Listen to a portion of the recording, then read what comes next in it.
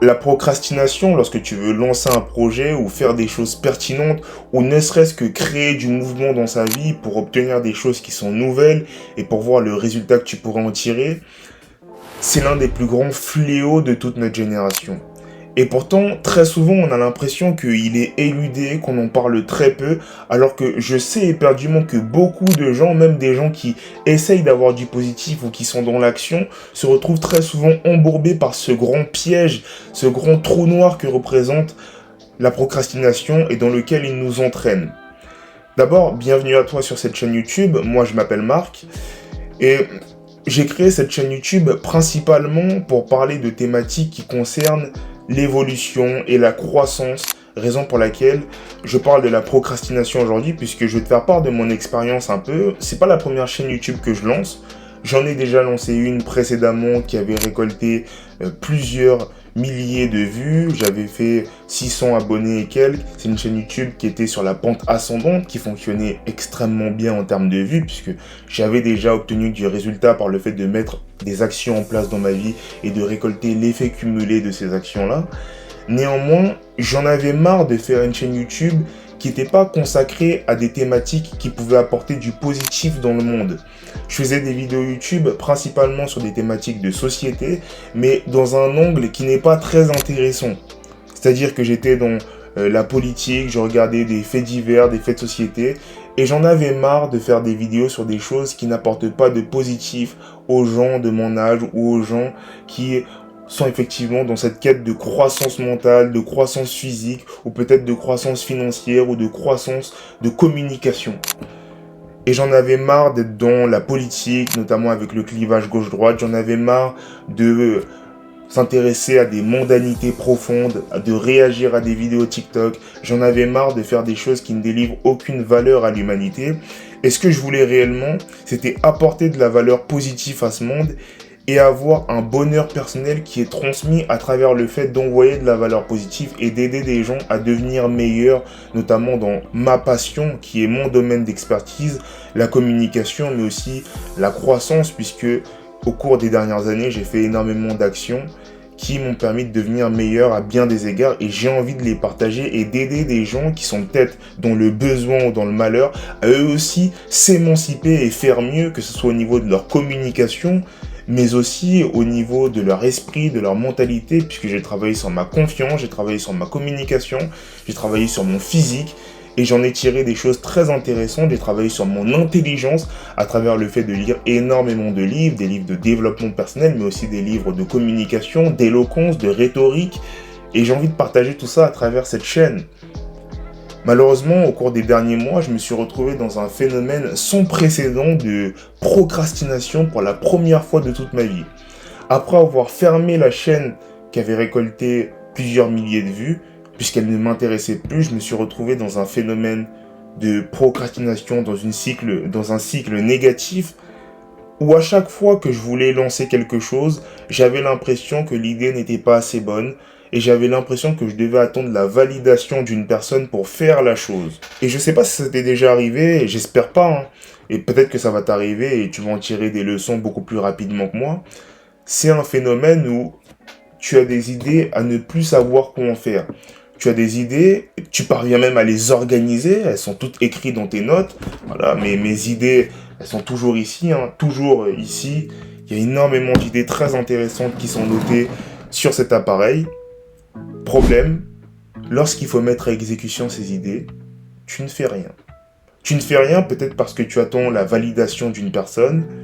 Tu ne fais rien peut-être parce que tu es touché par l'outil du diable pour nous maintenir dans la pauvreté intellectuelle, dans la pauvreté monétaire, qui est clairement la procrastination, pour nous amener à être dans la dérive. Parce que la procrastination, c'est pas uniquement un manque de discipline, c'est surtout un mécanisme de dérive. Et la dérive, c'est lorsque tu perds ton autonomie mentale, lorsque tu perds la pensée indépendante, lorsque tu es aliéné, lorsque tu es contrôlé par des choses néfastes, lorsque tu n'as plus le courage de faire les choses parce que tu penses comme les autres et tu penses comme tous ceux qui sont à la dérive au lieu de penser comme toi en pensant que tu peux t'amalgamer avec tous ceux qui ont décidé de ne pas faire d'action. C'est ça être dans la dérive selon moi. Tu laisses les circonstances, la peur et les distractions ou la paresse décider à ta place. Et c'est ça qui est extrêmement grave.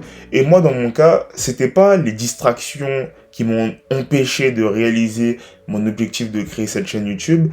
C'est principalement les doutes. La première fois que j'ai réellement eu des doutes, ça a commencé à avoir un impact significatif sur moi. Là où lorsque j'avais lancé cette chaîne précédemment, j'avais eu absolument aucun doute sur le fait qu'elle allait fonctionner et que j'allais progressivement obtenir des résultats. Cette fois-ci, j'ai commencé à avoir des doutes. Et dès lors que j'ai eu ne serait-ce qu'un doute, ça a complètement pourri mon été uniquement parce que j'ai eu un doute.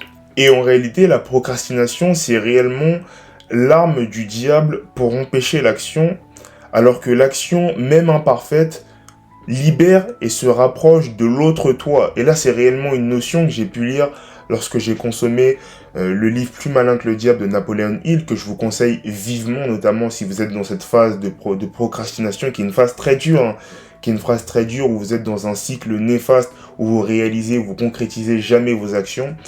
Consommer ce livre ne peut être qu'une vertu pour vous, puisqu'il va vous permettre de pouvoir avoir déjà des premières perspectives pour sortir de cet état qui est un état de dérive et manipulé et sciemment utilisé par la procrastination notamment, qui est une arme du diable, comme je vous l'ai dit. C'est quelque chose de profondément luciférien et vous avez tout intérêt à sortir de cette dernière puisque elle gangrène vos vies dans le mauvais sens et qu'il y a aucun univers où ne pas agir n'aurait pas de vertu.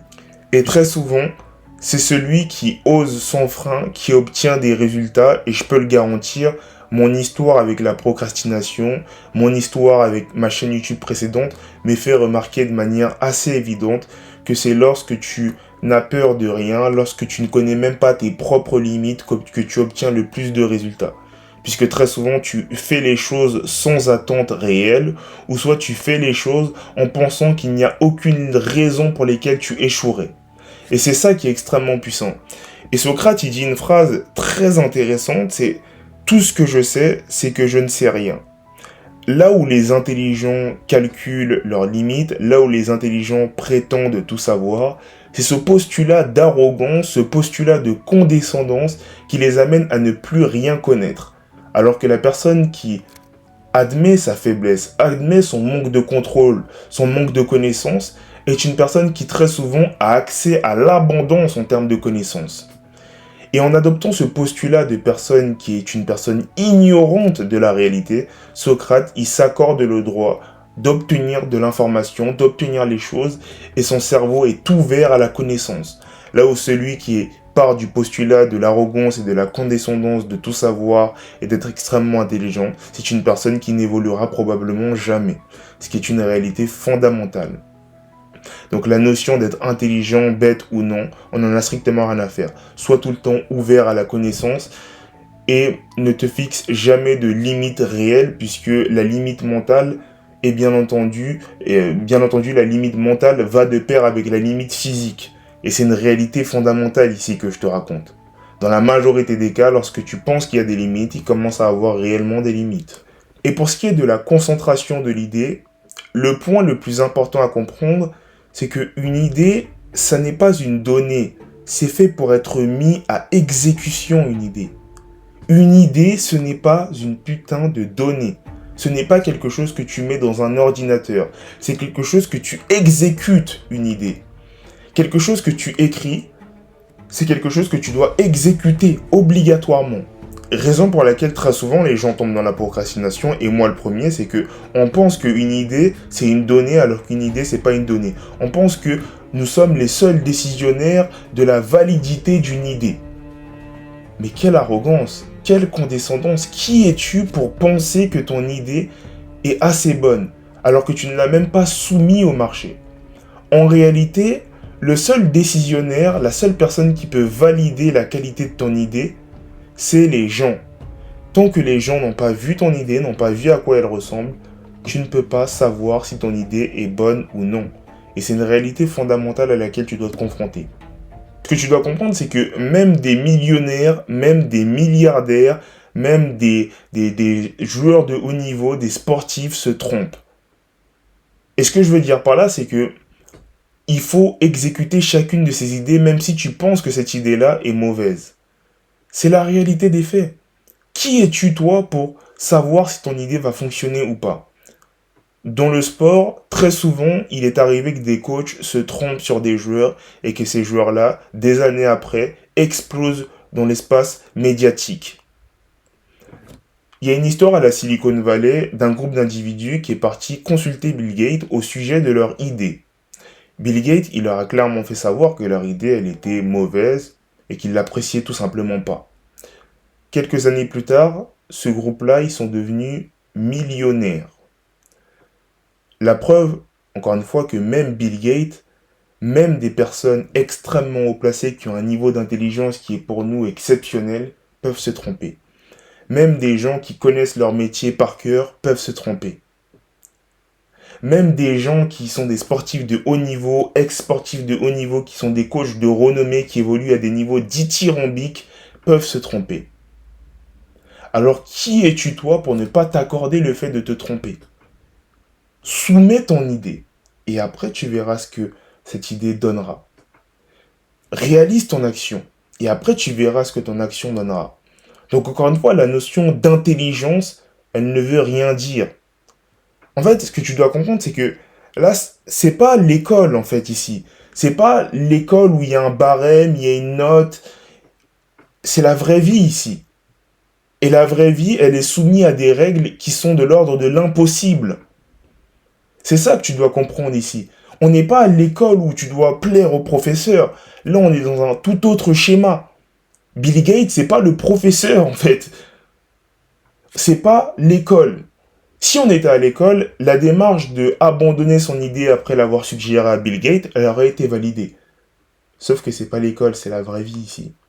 Et dans la vraie vie, on est soumis à des autres règles. Donc c'est extrêmement important de sortir de ce paradigme-là de oui, mais il a dit que mon idée était mauvaise, donc elle est forcément mauvaise. Même eux peuvent se tromper. Et il n'y a que toi qui peux croire en ton idée au point de la soumettre. Et ensuite d'attendre la validation des autres. Et puis si elle ne fonctionne pas, c'est qu'effectivement c'était une idée de merde.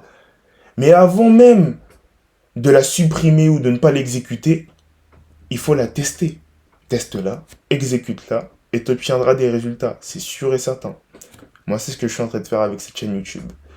Si cette chaîne t'intéresse, n'hésite pas à t'abonner. Et il y aura tout un tas d'autres contenus qui vont arriver progressivement et qui seront extrêmement, extrêmement intéressants. Je vais délivrer de la valeur positive dans ce monde. C'était Marc, et on se retrouve pour d'autres vidéos.